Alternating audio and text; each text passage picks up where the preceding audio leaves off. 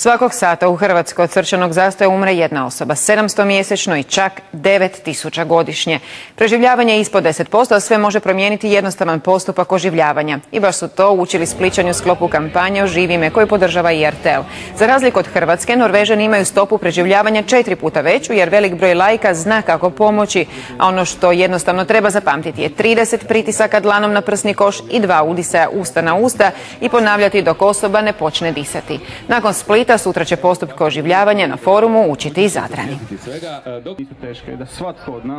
Moram priznati da već jedno 15-20 godina od kada sam polagao vozački ispit nisam ovo radio, ali mislio sam da ću zaboraviti, ali nisam.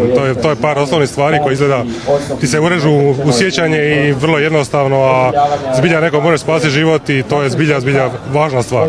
U Hrvatskoj je preživljenje od srčanog zastoja trenutno jako nisko, upravo iz razloga što ljudi se većinom oslanjaju hitnu medicinsku pomoć, koja prema podacima iz Hrvatskog zavoda za hitnu medicinu dolazi najčešće do 10 minuta u urbanim sredinama, odnosno do 20 minuta u ruralnim sredinama, što je prekasno ukoliko netko od ljudi koji svjedoči osobi u srčanom zastoju ne provodi postupak oživljavanja.